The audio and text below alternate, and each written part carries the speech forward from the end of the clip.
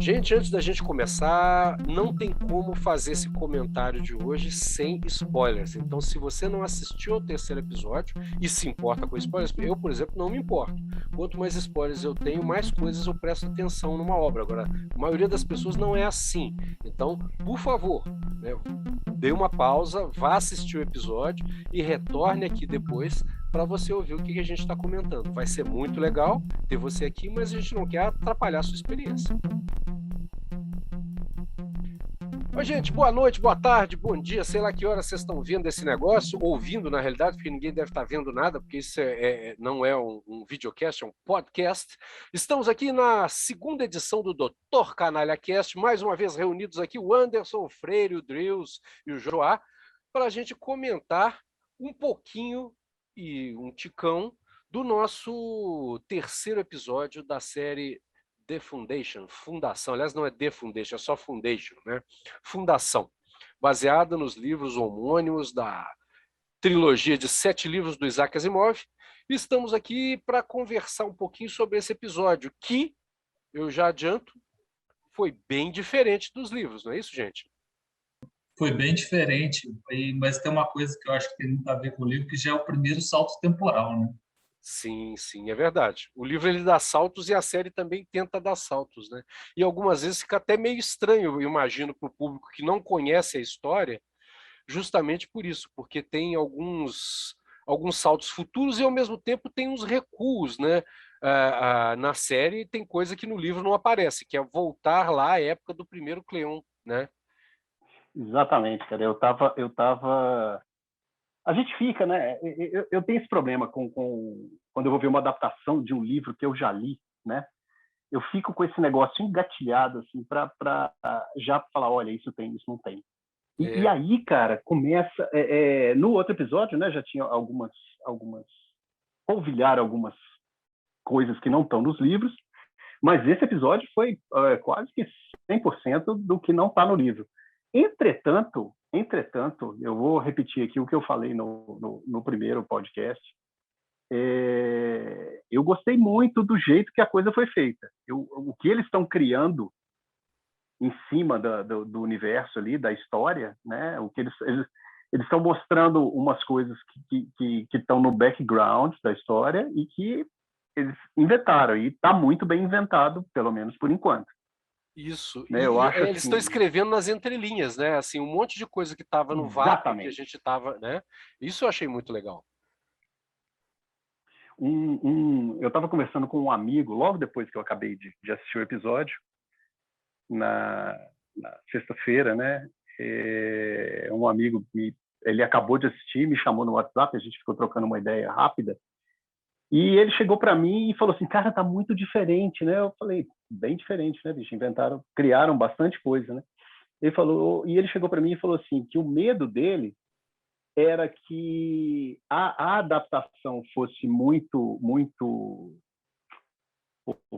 fosse muito fiel, meio, como é que se diz, subjetivo, né? Esse negócio de fidelidade. Mas que se eles pegassem o que está no livro, só o que está no livro, do jeito que está no livro, e colassem num filme, muita gente não ia conseguir assistir. Uhum. E eu fiquei matutando em cima disso, cara, e Fundação é um livro complicado, né? Realmente, é um livro pesado para se ler. Né? Eu não sei se do jeito que ele está ali funcionaria como filme. Agora, do jeito que a série está indo, mesmo com o que foi criado, não me incomodou, né? Eu gostei do que eu vi. E, bicho, cá para nós, né? Adaptação, de livro para filme, ou mesmo filme. Então, o que importa é se você está gostando. É claro. Né? Você vai continuar vendo se você estiver gostando. Então, eu tô achando bem legal. Gostei bastante do que eu vi. Rodrigo, e um negócio que eu achei legal foi que a série ela conseguiu fazer uma coisa que é difícil, que é boa ficção científica. Né? Independentemente de ser livro, as pessoas têm uma tendência muito grande de fazer ou mais do mesmo ou usar uma sacada, vamos dizer assim, mais do universo da fantasia, de onde a ficção científica surgiu. Né? A ficção científica surge do universo da fantasia, né? Só que com essa pegada mais, digamos, com supostas explicações científicas, e que, no caso de gente como o Asimov, de uma chamada hard ficção científica, hard science fiction, né? Que é essa com um embasamento científico maior. E essa série conseguiu fazer isso, ela pega conceitos de ciência e brinca com eles de uma forma muito legal, muito agradável, né? Tem uma coisa que eu acho interessante, eu acho que é bom comentar também, que é a estrutura dos livros, né? Que tem muito a ver com como foi publicado o primeiro livro, que ele foi publicado como contos em revista. Ele tem essa estrutura de contos que acaba como um conto, é quase assim como um conto, dá um salto temporal para o outro, se eu estou bem lembrado, você acaba criando muita elipse para que você tem que preencher dentro da sua mente. E isso para quem consome, né, o audiovisual, principalmente hollywoodiano, isso não é muito tolerável, digamos assim, muito aceito, porque fica difícil a compreensão, né? Em Hollywood que é tudo mastigadinho.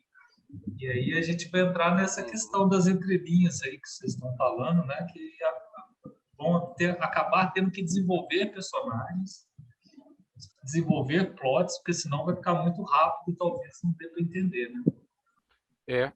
Eu acho que isso eles estão conseguindo fazer de uma forma legal, esse preenchimento, embora, por exemplo, no episódio 2, né, aquele romance amoroso, como teve um salto temporal, ele não fica claro eu já falo para o leitor, né, para o espectador, como ele se desenvolve. Né? Então, aquele relacionamento amoroso que aparece ali, ele aparece assim, como se tivesse surgido do nada, alguém tirou do chapéu, né, como um coelho da cartola. Mas quando a gente considera que havia decorrido um tempo ali, é esperado que relacionamentos amorosos surgissem, então a gente releva isso. Agora, eu estou muito satisfeito, cara, estou muito satisfeito mesmo com algumas evoluções, por exemplo. Eles conseguiram criar em torno da personagem que já fica evidente logo no início, que ela é um androide, né, um robô, na realidade, para usar a expressão que o Asimov disse, né, no segundo episódio já fica claro, agora, que é meio que entregar uma coisa que nos livros só vai aparecer bem mais à frente. Agora, essa discussão coloca ali um negócio muito legal. Se a gente pensa em inteligência artificial e a gente pensa numa inteligência que evolui com o tempo, eu acho que eles conseguem fazer uma coisa muito legal, que é o robô comovido, né? Então, o robô chegar ao nível de desenvolver afetividade. E eu acho isso muito interessante. É uma especulação que as pessoas têm tido em alguns lugares. Eu tive a oportunidade de participar um tempo atrás de uma mesa redonda no departamento no DCC, né, do Departamento de Ciência da Computação, e aí as pessoas estavam discutindo lá essa relação entre humanos e máquinas, e chegou um determinado ponto do debate que a gente falava eu usei o termo pessoalidades artificiais, né? Que como que a gente ia lidar com esses seres que um dia poderiam surgir, hipoteticamente, que eles seriam artificiais, né? Seres que teriam um análogo à vida biológica, mas que seriam em outra base, né? Uma base sintética, vamos dizer assim, para usar uma expressão que é usada em Star Trek. Então, essa ideia de que alguém sintético pode sentir emoção, ela é explorada em outra obra do Asimov, que eu não vou dar spoiler aqui, porque senão estraga, onde uma personagem desenvolve afeto por ter sido programada para cuidar do humano que acreditava que ela era humana. Então, o fato dela ter sido programada para cuidar dessa pessoa, e esse cara se relacionar com ela e estar apaixonado por ela, faz com que ela simule amor e por esse humano, porque se ela tinha por programação não feri-lo, não magoá-lo, e ele descobrir que ela era uma máquina, o magoaria, então ela, ao simular amor, ela está demonstrando cuidado. Eu fico me perguntando qual que é a diferença entre esse tipo de cuidado que é associado ao amor, na hipótese, vamos chamar asimoviana, né? E o amor de verdade que os seres humanos sentem uns pelos outros. Tanto o amor de cuidado, como aparece, né, flagrantemente, né, no apego que a personagem nesse episódio sente, quanto o amor romântico mesmo, assim, né? Ou o amor, o afeto, né? O afeto humano amoroso, né? Erótico, sei lá, por outro indivíduo. Eu acho que isso é uma discussão interessante que aparece nessa série que me surpreendeu de uma forma muito positiva e muito cedo. Eu não esperava que isso fosse aparecer nesse momento. Porque, como vocês falaram, no livro não tinha isso, né? Nessa trilogia original, você não tem nada relativo a isso. Eu vou pegar um gancho Sim, senhor. nesse mesmo personagem, tá? Para colocar uma outra coisa que eu fiquei matutando em cima. Primeiro que Demezel, né, me renovou a minha esperança na humanidade. A hora que ela chega e você vai entendendo que ela existe ali durante aquele espaço todo o tempo, né, de centenas de anos, Uhum. né, você chega à conclusão que acabou a estratégia da obsolescência programada.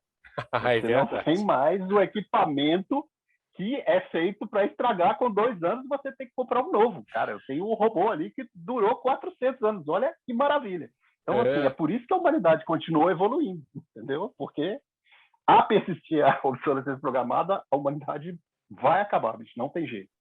Mas agora, tirando a brincadeira de lado, aquela conversa que ela tem com o imperador lá no começo, Sim. né? E que eles estão discutindo a clonagem e como que vai ser esse negócio, tem duas coisas. Uma é que ele se dá conta de que o fato de ter os clones dele para continuar governando não vai levá-lo à imortalidade. Sim. Né? No momento que ele morrer, ele cessa de existir, e o clone dele, que vai assumir no lugar dele, mesmo sendo idêntico a ele, mesmo que tenha as memórias dele implantadas na cabeça, eu não sei se é o caso, mas mesmo que seja exatamente igual, com as mesmas memórias dentro dele, não vai ser ele. Ele, no momento que ele morrer, ele deixa de existir. Sim. Então a morte continua sendo inexorável, não tem saída para isso. E ele se dá conta disso, né? Quando ele fala com ela e ele diz para ela, mas não vou ser eu. Sim. Não é você. Né? E ela tenta animá-lo e não consegue. Isso é muito legal, né? Não consegue. E tem uma coisa, Cláudio, que eles trocam no olhar. Sabe? Quando ele fala que não vou ser eu, ele está dizendo para ela, vai ser você. Você vai viver durante tudo isso.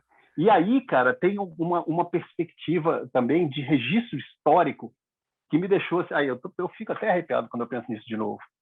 Que é você ter um ser inteligente, tá? Que tem essa longevidade, entendeu? É uma coisa que muda completamente a noção de registro histórico. Por quê? O registro histórico, né, hoje, você tem, desde a escrita, né, desde que o ser humano inventou a escrita, você tem esse registro histórico, mas ele é sempre feito por pessoas diferentes, né? Mesmo, geralmente pelos vencedores, né? Exatamente. E um negócio que o Humberto Eco aborda no Nome da Rosa, né, que o cara que está fazendo a cópia do livro, por exemplo, que era feita à mão, ele pode mudar o que está escrito ali. Ele pode reinterpretar. Ele pode escrever uma palavra, trocar por um sinônimo ali, e a interpretação a partir dali vai ser diferente, entendeu? E você ter esse ser inteligente que vai viver isso tudo e vai ter esse registro todo, porque a memória dela não apaga, né? Ela não esquece. É uma, como é que se diz? É uma revolução em termos de registro histórico. Né? A história fica ali de um mesmo ponto de vista com um ser que tem a mesma percepção sempre, que consegue comparar tudo que aconteceu, relacionar todos os acontecimentos que ela presenciou, entendeu? E eu fiquei com aquele negócio, né, cara? Quem manda nessa porcaria desse império é ela, bicho. Exatamente. E ela inclusive, é o amor dela pela humanidade que criou aquilo, né? E que mantém o império e que, de alguma forma, vai conduzir o Seldon ali para que ele sobreviva, né? Para que o império possa existir, para a humanidade possa continuar quando ela pensa, né? A gente pensa dessa forma. Sim. E legal isso, Deus, que essa... Bom, primeiro que ela fala, né, ele fala que ela vai continuar e, ao final, ela também amadurece. Depois de todo aquele ciclo dos Cleons, quando o o último não, mas aquele imperador, que aliás a gente vê interessante, né? São 3 imperadores, o Alvor, né? O Day, o Dusk, né? E aí tem um quarto, né? Que é o imperador que vai morrer, que é o Escuridão, né? Que ele vai terminar, ele vai acabar para fechar o ciclo, né? Tem aquela coisa meio sacrifício. E aí, nesse diálogo dos dois ali no final, vão aparecendo as personalidades que cada imperador forjou, não? Tem o sonhador, tem o pintor, tem o alquimista, o arquiteto, né? Cada um deles tem cria uma diferença, né? Uma originalidade. E no final, a própria Demerzel percebe que o imperador lá atrás estava certo, eles são efêmeros, eles acabam, e ela gostaria que eles continuassem porque ela se sente extremamente solitária. Imagina que é uma pessoa, ali naquela fala, dá a entender que ela é mais antiga que a própria dinastia dos Cleon, né? A gente não pode dar spoiler aqui, mas até onde vai a extensão da idade dela não fica clara nesse momento, mas como que uma pessoa, um ser, né, sobrevive sozinho durante tanto tempo? Ele se apega e perde. Se a gente se apega a um bichinho de estimação, um cachorro, um gato que vive aí 16 anos, 15, 14, 12 anos, e sofre quando esse bichinho vai embora, imagina o que é conviver durante a vida inteira com um indivíduo, sabendo que ele vai embora e que a gente vai continuar depois, né? Então, essa discussão sobre a evanescência, vamos chamar assim, do tempo, é muito legal, é muito bacana. Teve uma coisa que a Alessandra me chamou a atenção quando a gente estava vendo. Aquela cena toda, né, que é o fim da vida, né, do Dusk, Uhum. ela foi muito impactante em vários sentidos, né? Ele vai lá mexer na pintura, ele vai caminhar naquele corredor que vai mostrando todas as encarnações que já passaram e tal. E a Alessandra me chamou para um detalhe que ela, né, não do primeiro Cleon, mas dos outros, ela é a mãe deles, né? Ela tem um papel maternal ali. Sim, sim. Então, quer dizer, essa relação que você falou de perda é um negócio bem mais profundo, bem mais profundo. É a mãe que perde todos os filhos, cara. Que a maior tristeza de qualquer pai, qualquer mãe é sobreviver à sua prole, né? Que não é a ordem, digamos, natural das coisas, mas que para ela é. A parte dos clones que eu achei muito interessante também, que é quando o clone que vai morrer percebe que tem algo diferente, sabe? E a forma como eles vão trabalhando isso é muito legal, porque, igual você já mencionou, essa coisa da imagem, né? Da forma como eles trabalham com imagens, vão fazendo pequenos sketches para isso ficar bem forte visualmente, né? Ele entrando no corredor e vendo que cada clone era diferente do outro, e quando o neném chora, ele fala, putz, tem alguma coisa diferente, tem alguma coisa errada. Que o cara só percebe que é diferente quando vai morrer, cara. Isso ficou muito legal. E aí depois, quando a questão do próprio legado, né? Ele conversando do legado lá, e da forma como ele vê que ele fala, olha, o legado do original foi embora, do Cleo primeiro foi pro saco porque a ponte destruiu. Aí os outros irmãos vão lá e explodem a ponte para falar, não, cara, o legado do Cleo primeiro somos nós, que é o grande problema que o próprio Seldon fala no começo, né? Nos primeiros episódios, fala, para o Império não cair, a clonagem tem que acabar. Os caras ficam putos, né? E aí os caras reforçando o erro, né? Dessa questão. Mas é engraçado que daí na hora que chega na parte lá da restauração da pintura, que o menino, o bebê, 17 anos depois, olhando meio com desdém para a pintura do antecessor dele, cara, isso é bem interessante também. Isso é muito louco, né, cara? Disso? Eu achei super legal. Eu vou falar uma coisa aqui que eu achei justamente essa coisa do passado e do presente, né? O irmão que morre, né? O mais antigo lá, o Dask, ele no final ele atinge uma sabedoria que é muito comparável à sabedoria do primeiro Cleon. O primeiro Cleon antecipou que aquilo não ia segurar nada, mas a sabedoria só vem com o tempo. Né? E o Dask, quando ele falece, que ele percebe que a criança está chorando, ele fala assim, olha, esse menino não é igual aos outros, como nenhum de nós é, mas tem algo errado aí. E esse algo errado aparece no final, quando o cara pega e manda cobrir a pintura. Aquilo era o trabalho da vida dele, né? É o trabalho que ele retomou. Não sei se você Uhum. lembra, no primeiro episódio, tinha um pintor fazendo aquele mural, e ele assume a tarefa de fazer. Ele manda, o cara não era um cara competente, na arrogância dele, ele manda, digamos, apagar o cara, não é isso? Não tem essa cena? Ele acaba com o Sim, pintor e assume o trabalho de pintar. Aquilo era o trabalho dele, e o menino manda simplesmente passar, como o prefeito de São Paulo, há um tempo atrás, fez com as pinturas de rua, né? Os grafites na rua, passou um cinza por cima, apagou aquilo, que é uma coisa do desrespeito de alguma forma com o passado, mas ao mesmo tempo a gente não sabe para que é a cena, se é a cena para o novo ou simplesmente para uma não continuidade. Né? Porque uma coisa é acabar com a colonagem e dar um novo fôlego para o Império. Outra coisa é agir de uma forma, como é que eu posso dizer? Imatura ou não madura, né? E eu acho muito bonita as sequências dos velhos, porque quando eles chegam nessa etapa do fim, a gente percebe essa sabedoria ali, essa... que eu acho uma coisa que acontece com todo mundo, né? A gente chega num determinado ponto da vida que fala assim, cara, eu lutei por tanta coisa inútil, e o que era realmente importante é muito maior do que todas essas forças, essa energia que eu gastei em vários projetos à toa.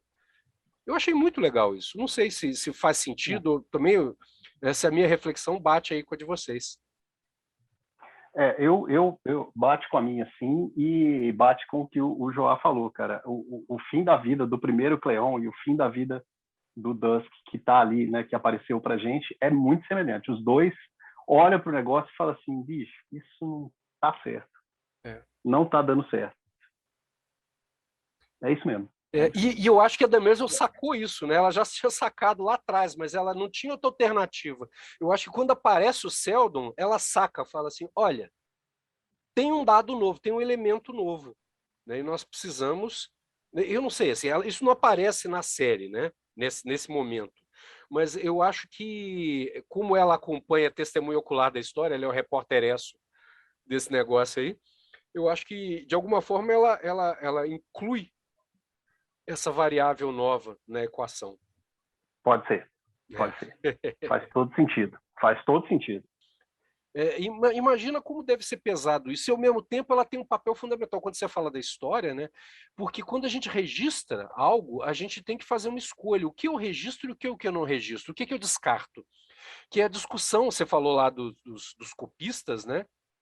Que na antiguidade era mais fácil porque eram poucos livros os guardiões do saber da história deveriam copiar isso, e eles podiam induzir as pessoas inventando, mudando, mas ainda assim era pouco material para ser filtrado do registro escrito, vamos dizer assim, não do registro fático, né, das coisas que acontecem.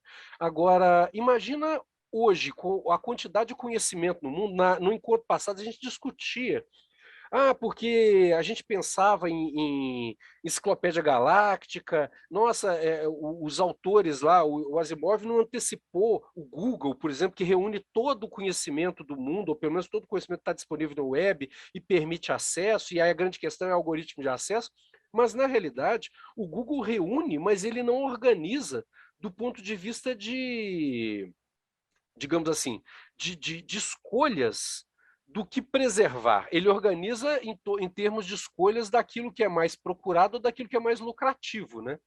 Agora, a tarefa da fundação é uma tarefa muito parecida com a tarefa da Demerzel. Enquanto ela escolhe os caminhos para manter a humanidade viva, a fundação tem que concluir esse trabalho de alguma forma dentro daquela piração de preservar, que tipo de conhecimento a gente preserva pensando no tipo de estrago que vai acontecer no futuro, assim, relógio de água ou relógio de sol? Mas e se não tiver mais água? Então como é que vão medir? Não, o sol é mais difícil de acabar. Esse tipo de escolha é um tipo de escolha que ele está presente hoje, por exemplo, eu dou aula na biblioteconomia, né? Quando os bibliotecários, ou mesmo museólogos ou arquivistas vão fazer o descarte de alguma coisa, ou escolher aquilo que vai ser colocado em exposição e aquilo que vai para a reserva técnica, no caso do museu, ou aquilo que vai ser descartado em termos de livros, né, na biblioteca, é uma obra antiga. Será que eu descarto ou será que eu preservo? será que essa obra ela pode vir a ser rara no futuro e eu estou jogando fora isso? Né? Então, essa discussão ela é impressionantemente contemporânea e, ao mesmo tempo, ela é super antiga. Eu estava vendo um documentário, aliás, um vídeo na internet falando da descoberta do concreto na Roma Antiga e como a receita do concreto ficou desaparecida até o século XX. Então, as pessoas não tinham ideia de como fazer concreto. E por que demorou tanto tempo lá no Império Romano para eles descobrirem o concreto, e quando eles descobrem, o que fez com que, por exemplo, a gente vê o Coliseu e acha que o Coliseu é de mármore. O Coliseu não é de mármore, o Coliseu é de concreto. Né? E o Coliseu está preservado por causa de uma receita muito específica que foi perdida na Idade Média. E como que esse conhecimento é perdido e como que ele é registrado? Só foram capazes de reencontrar a receita do concreto quando encontraram de novo um livro antigo romano que estava perdido, e aí falou assim, olha, entre várias receitas de arquitetura, tinha a receita do concreto. Isso é muito louco, cara. Concreto cimento, né? O que deu origem ao concreto armado de hoje em dia. Então, o que fica e o que vai? Quem escolhe isso? Essa discussão é muito bonita, né? E da gente, né? O que vão lembrar de mim, do Joá, seu, Drius, né? De você quando a gente for embora? Aquela cena da discussão do relógio de água e de sol, cara, aquilo teve um impacto muito forte em mim. Muito forte também, porque é esse tipo de decisão que eles vão ter que tomar. Não é possível preservar tudo. Né? Eles têm recursos limitados, até recursos humanos limitados, para fazer o processamento. Você imagina que é todo o conhecimento de, sei lá, 20 mil anos de humanidade. Sim. Então, isso aí é uma das coisas fundamentais da obra da Fundação. Né? O que vai ser preservado? Como nós vamos preservar esse conhecimento? 25 milhões de planetas, eu sempre gosto de dizer. Não é o planetinha Terra, né, que a gente tem hoje com o Google, com as pessoas conectadas à internet. Não. Mesmo se você considera a Deep Web, seriam 25 milhões de terras com Deep Web e tudo que tem direito. É muita coisa, cara. É muita informação. Que essa coisa que você falou lá do cimento, do vídeo do Átila, ela deixa bem claro a questão aí do que vocês estão falando, da discussão, né?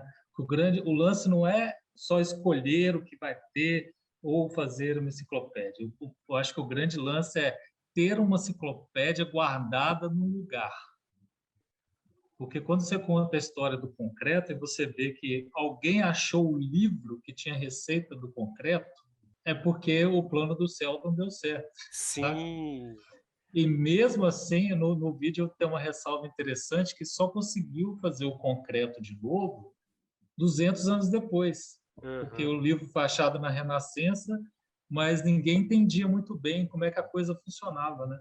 Exato. Até o inglês conseguir criar o cimento Portland. Agora, eu não sei se vocês repararam, eu não sei se vocês já leram, tem um livro chamado Cântico para Leibowitz, que é a história de um futuro distópico que é feita por um ex-veterano da Segunda Guerra Mundial que colaborou na destruição de um mosteiro, um monastério beneditino. Ele bombardeou esse monastério e ele teve que se esconder um tempo junto com os beneditinos também. E ele passou pela experiência de ver esses guardiões do conhecimento, meio que o nome da rosa, né? E ele escreve um romance justamente sobre isso. Ele imagina uma terceira guerra mundial e o conhecimento sendo redescoberto. Então, no caso aí, vocês estão falando do relógio, no caso do Leibowitz tem lá a redescoberta da lâmpada. Né? E eu acho que isso tem um contra-reflexo em muitas histórias, né, de ficção científica dentro do Arthur C. Clarke, lá das obras do Clarke, tem Canções da Terra Distante, onde eles têm justamente esse mesmo plot de pegar o conhecimento da Terra e levar para algum lugar distante e preservar esse conhecimento. Então, o que a gente escolhe preservar? Né? E como redescobrir isso? No Cântico para Leibowitz é muito interessante, porque as pessoas transformam a ciência em religião. Então, você não podia mudar. O que estava escrito não podia ser reinterpretado. Então, quando a ciência vira religião, ela vira um problema. E a gente, de alguma forma, vê isso, essa coisa acontecendo na Fundação. Aquela discussão lá em Términos, né? Ah, mas o plano Seldon diz que é assim, então nós não podemos mudar, porque é quase como se quem contestasse aquilo fosse um herege, né? Exatamente. É o que eu fico, aquele momento, né, que o povo fala do plano e alguém responde lá, gente, não tem plano, ou o plano mudou, eu não lembro exatamente qual que é a frase. Que é isso também, tem toda uma dinâmica, né? E quase que eu soltei um spoiler aqui para frente, mas deixa pra lá. Segurei a tempo.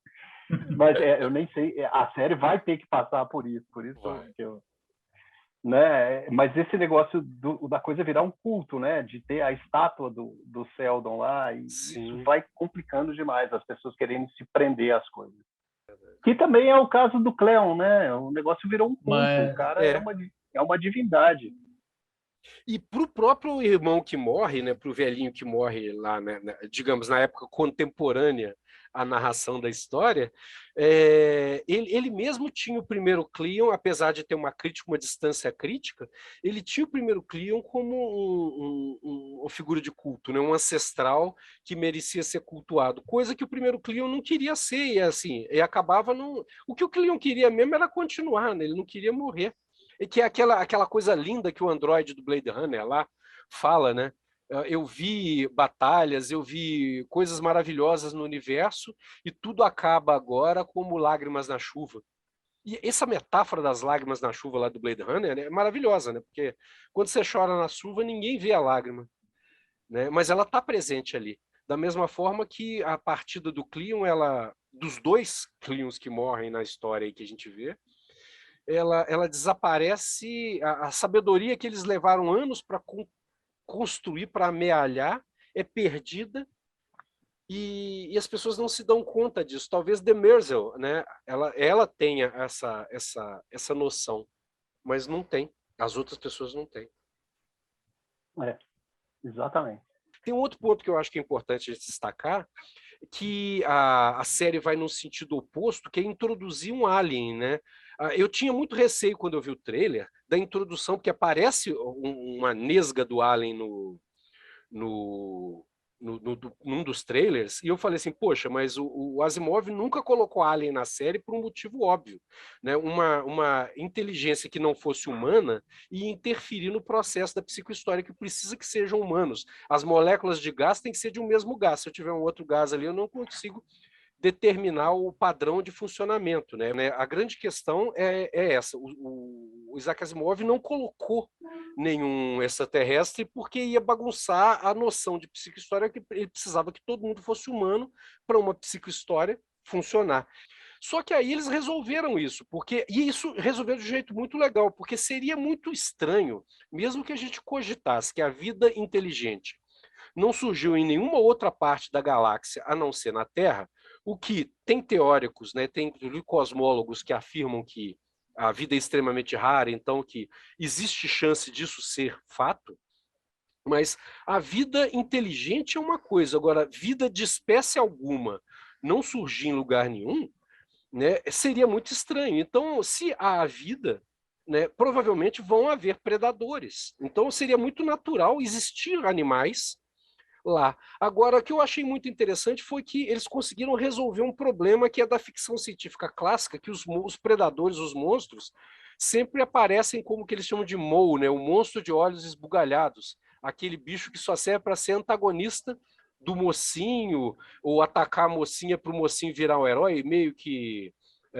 sabe, esses filmes sobre Marte, e coisas do gênero. E nesse filme não, assim, aparece um ser que dava toda a pinta de ser um predador perigoso, que na realidade é tratado com afeto, né? A Salvor tem uma relação afetiva com o animal e inclusive tenta cuidar dele na medida do possível, né? Eu acho isso interessante, que também é uma perspectiva diferente para a história. Mas isso não responde só a questão de vocês dois em relação à arma dela do episódio passado? Porque ela dá o tiro pro alto. Ela podia ter atirado nele. Ela dá o tiro pro alto. Cara, mas ela ainda tem essa coisa belicista, né? De procurar arma, de procurar o arsenal e reclamar porque as pessoas não cuidaram do arsenal. Sim. Então, esse elemento ainda me preocupa. Eu quero ver como esse personagem vai ser desenvolvido, porque no livro, eu acho que o Drews lembra, aquele de nós três, ele que leu mais recentemente o livro, tem uma coisa que é muito flagrante do personagem, no caso da personagem, Salvor Harding, né, que no livro é um homem, que é isso, é a absoluta rejeição que ele tem pela violência, assim, o argumento é a violência é o último recurso do incompetente.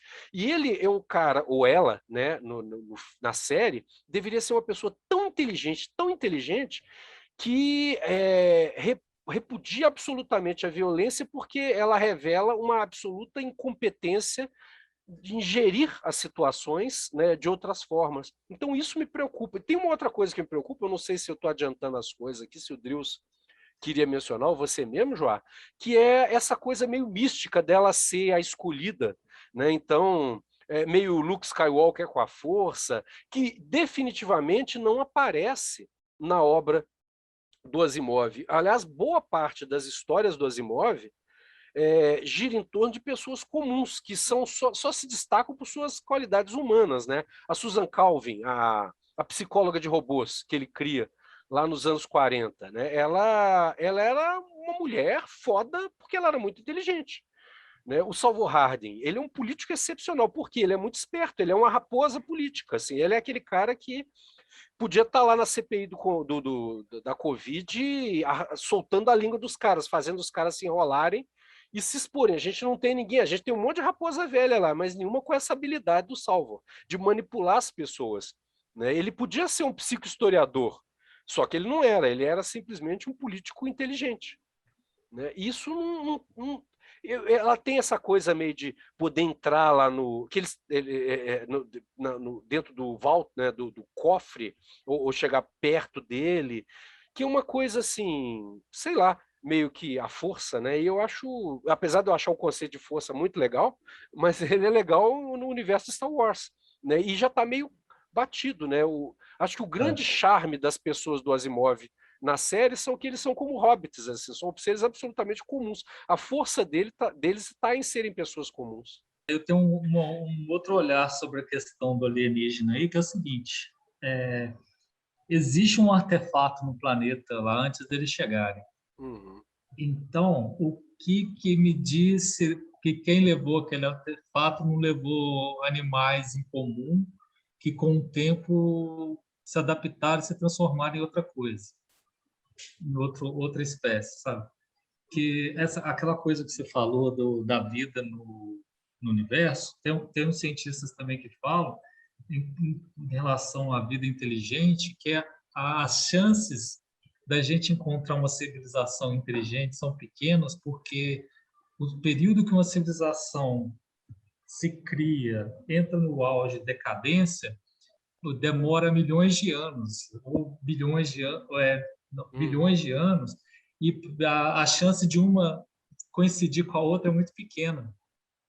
Então, quando a nossa chegar no ápice, já passou milhões, quando as outras já acabaram. Ou Isso vai é ainda muito demorar sério. milhões de anos para que outras possam surgir. E aí entra bem na ideia do Império, né? Porque o Império também não são milhões e milhões de anos. Sim. Cara, essa lembrança sua é fantástica, Joá, porque faz todo sentido. E, inclusive, volta naquela discussão, né? Olha só, a torre, né, o elevador espacial, que era um negócio fantástico, gigantesco, caiu. Né? Ele durou os 400 anos lá da dinastia dos Cleon. Né? E nem nisso, né? Porque supondo que o primeiro Cleon já estava velho quando morreu e a torre ainda não estava pronta, né? É isso, a fugacidade das coisas, inclusive das nossas obras, que volta na discussão anterior sobre o concreto. Né? E será que as nossas obras de concreto armado, que o Átila coloca tão bem lá no vídeo, não o Átila, é o Átila, né? No vídeo dele, quando ele fala olha, a gente não sabe quanto tempo vai durar Brasília. Provavelmente as trincas do concreto vão permitir entrada de umidade, essa umidade vai oxidar o ferro, e aquilo que a gente acha um patrimônio da humanidade pode cair de uma hora para outra daqui a uns anos no futuro. E qual vai ser a marca que a humanidade vai deixar na Terra? Será que alguém que chegar aqui essa outra, vamos chamar assim de pessoalidade, né? Essa outra civilização futura chegar aqui, será que ela vai achar algo aqui ainda? Ou será que tudo vai ser consumido pelo tempo? Eu vou puxar aqui aquele poema do Ozymandias, né? Ah, Que eu maravilhoso. não vou saber citar o poema de cor, mas que o cara chega lá, olha e fala assim, ó, olha aqui, bicho, eu sou Ozymandias e eu sou foda no meio, na frente de um monte de ruínas, né? O cara foi foda, mas nada que ele Uhum. fez, tudo era efêmero, né? Sim, Aliás, sim, né, aí sim, sim. retoma o tema da efemeridade, né, que já tinha lá, que a gente já tinha falado no fim da vida do Cleon e do Cleon, o clone, né? Você Uhum. olha para trás e fala assim, bicho, eu não vou continuar. É, cara, exatamente. Cara, foi muito bem lembrado. Isso é maravilhoso. É do Shelley, né? Do Percy Shelley. Aliás, né, companheiro da Mary Shelley, do Frankenstein, né? Que então, de alguma forma, ele tem uma relação com a ficção científica, né? E o poema é alguma coisa assim: encontrei um viajante vindo de uma antiga terra. Eu tô colando, viu, gente? Eu não sei este cor, não. Que me disse: duas imensas e destroncadas pernas de pedra erguem-se no deserto. Perto delas, sob a areia, meio enterrado, jaz um rosto despedaçado, cuja carranca, com lábio enrugado e sorriso de frio comando. Dizem que seu escultor soube ler bem suas paixões, que ainda sobrevivem, estampadas nessas coisas inertes. A mão que os escarneceu e o coração que os alimentou. Eu estou lendo aqui de um jeito estranho, porque eu não treinei. E no pedestal aparecem essas palavras, que foram aquelas que você disse aí. Meu nome é Osmandias, o rei dos reis. Contemplai as minhas obras, ó poderosos, e desesperai-vos. Nada mais resta. Em redor a decadência, aquele destroço colossal sem limite vazio. Areias solitárias e planas se espalham para longe. Cara, isso é muito legal. Isso é fantástico, É. Eu fico fantástico. pensando se não é isso, cara, que a gente luta quando a gente tem filho, né? A esperança que a gente tem é de gerar, pelo menos a gente que tem um mínimo de bom senso, né? É gerar pessoas melhores para pensar num mundo melhor. Pelo menos deveria ser isso, não é o que todo mundo faz. Mas a gente quer, na realidade, é continuar. Né? E ter a consciência lá que o primeiro Cleon tem da finitude, mas ao mesmo tempo manter a esperança, é que faz a gente continuar, senão a gente simplesmente desistia. Por isso que a religião é Eu acho tão que foda, né? Por isso que a religião seduz tanta gente, porque ela livra a pessoa do peso dessa responsabilidade. Desculpa, cara, pode falar aí. não, tranquilo. O que eu queria falar é que a grande decepção do Cleon, mas que não mata, né, a iniciativa da clonagem e tal, é que ele se dá conta da efemeridade dele, de que ele não vai viver, né, a continuidade da obra dele, mas a obra em si ele acredita que vai continuar Sim, com os sim, clones, né? é Eu acho verdade. que ele, enquanto mesmo naquele baque que ele tem quando ele vê que não vai ser ele, mas não vai ser ele, né? Uhum. Ele se como é que se diz? O consolo que aparece ali é assim, cara, mas a obra vai continuar, o meu legado persiste. Então, vamos embora, É. né? Acho que é uma coisa por aí, né? Não, exatamente, exatamente. Cara, é impressionante, né? O episódio ele não teve muita coisa, mas ele teve muita coisa, que nós estamos falando há um tempão, e olha só, quanta coisa tiramos de um episódio tão curto, né, em termos de relação com o livro original, assim. Ele inovou muito, ele trouxe muita coisa e pouca coisa tem nele da obra original, mas o tanto de importante que foi. Eu vou tirar o chapéu para o pessoal que está fazendo a série. Assim, foi fantástico, foi realmente fantástico. Eu também Até gostei. agora, né? Até É, agora. Até agora está indo bem. é verdade, é verdade. Cara, o que será que vai sobrar da gente? Eu acho que é a pergunta que quem gosta de refletir sai quando assiste esse episódio. O que vai sobrar de nós? Eu sempre fico Pesado isso, hein, Cláudio? Oi? É uma pesado demais. Eu fico pensando assim, é, é claro que a gente sempre pensa em referências anteriores, né? Quando eu vi esse episódio, eu fiquei com muita sensação de estar vendo um 14º episódio de Cosmos, do Carl Sagan original, a série original. A do Neil deGrasse Tyson eu acho maravilhosa, super legal, super atual, né? Visualmente interessante, o Neil é uma pessoa super sedutora. Agora, a série original, ela tinha uma ingenuidade e, ao mesmo tempo, uma coisa pé na terra, uma coisa meio. Não vou dizer fatalista, porque fatalista tem uma conotação negativa, né? Mas ela tinha uns pés na terra, acho que é porque foi no auge da Guerra Fria, da ameaça de destruição nuclear, né? Que a gente vivia. Cosmos, ele tem uma beleza, cara. E me veio, vendo o finalzinho do episódio, as cenas, não no finalzinho em si, mas a cena final do Cleon, me veio até a música do Vangelis. É o Vangelis, não é, que fez a trilha sonora do Cosmos? Eu tenho quase certeza que era o Vangelis, sei que é o cara da música. Sim, o tema é o do Vangelis. Veio até aquela música tema no fundo, assim, a gente contemplando a vastidão do universo, a vastidão da galáxia, a vastidão do próprio sistema solar, né? E o nosso lugar nele, cara. Pensando no que a gente vem fazendo com o mundo. Né? Antes eu me preocupava com 2050, com os filhos dos meus filhos. Hoje eu me preocupo com meus filhos, como é que eles vão estar daqui a 10, 15 anos, né, quando eu já for um velhinho, como é que eles vão estar economicamente, politicamente, em termos de meio ambiente, como é que vai estar o mundo em que eles vão viver. Aquele meme o que mundo nós vamos deixar para a rainha da Inglaterra, para, né, a Rainha Elizabeth, se tornou mais atual que nunca. A gente tem que começar a preocupar com isso. Essa foi o que também acho que a gente comentou no primeiro podcast, né? Que voltar, de repente, essa série está trazendo um negócio muito importante, que é essa valorização do conhecimento, né? Do registro da experiência humana, que isso está muito desvalorizado hoje, né? As pessoas estão desvalorizando, não estão dando valor ao conhecimento, e é a partir da valorização do conhecimento que a gente consegue evoluir. Sim. Né? Descartando o conhecimento, desmerecendo o conhecimento, não vai haver evolução. Sim. E, ao mesmo tempo, pensando que o conhecimento ele tem uma relação direta com diversidade, porque acho que talvez esse seja um ponto importante desse episódio, né? Porque cada Cleon é diferente do outro. E essa diversidade, ao não ser contemplada, é que causou a destruição do Império.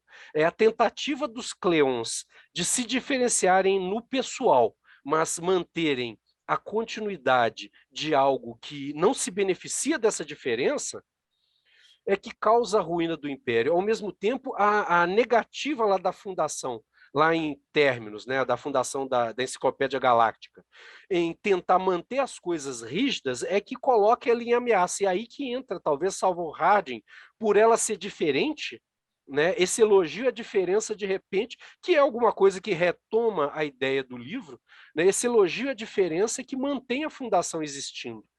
A gente precisa do diferente. Olha que mundo é esse que a gente está vivendo, onde as pessoas diferentes são cada vez mais consideradas, por alguns setores, especialmente os setores que estão no poder, né, digamos, perigosas, ameaçadoras, disruptivas, enquanto que a diferença, na realidade, ela cria movimento, né? Ela cria desequilíbrio, e a gente precisa dessa diferença. A própria ciência, né, quando a gente pensa na estrutura das revoluções científicas lá,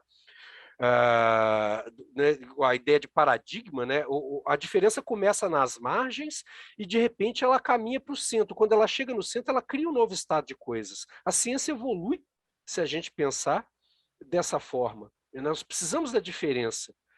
E nós não podemos criar um discurso que corta a diferença, mas, ao mesmo tempo, a gente não pode considerar iguais os discursos. Então, o discurso que não é embasado, o discurso ilógico, o discurso negacionista, o discurso preconceituoso, racista, esse discurso, ele não é científico. Então, é importante a gente preservar a chama do conhecimento. E qual que é a chama do conhecimento? Pegando lá o Seldon, né? A chama do conhecimento é esse conhecimento que nos trouxe até aqui, e não o conhecimento que nos mantém como a gente é.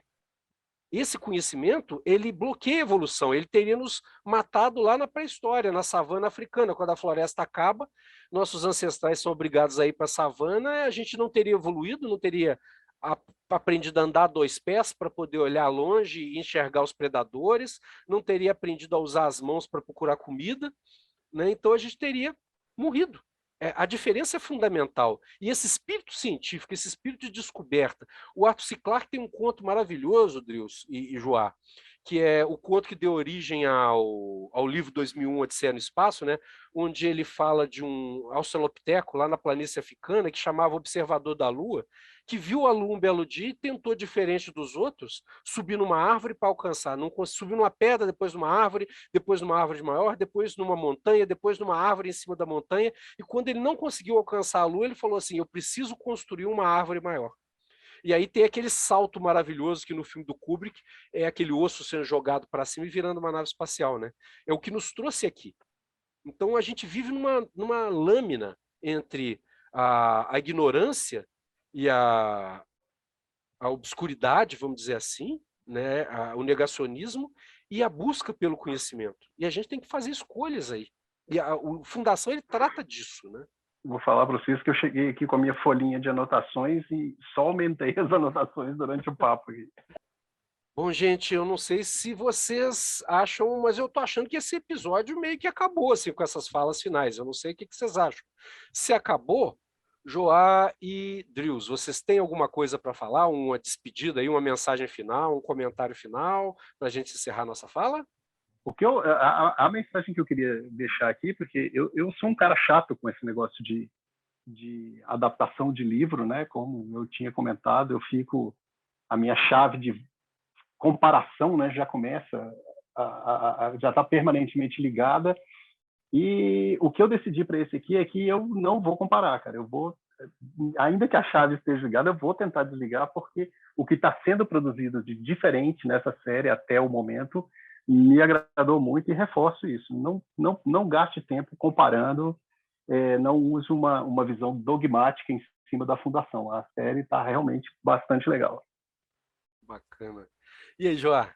Não, eu vou deixar uma dica aqui, porque a gente está falando do Sheldon, né? Ele como matemático, e para muita gente, assim como eu, que odiava matemática, né? De todo jeito, da escola, acaba você fala, pô, vou ver uma série de matemática, estou fora. Não, calma. Eu vou sugerir para vocês assistirem uma série de documentários da BBC que eu acho incrível.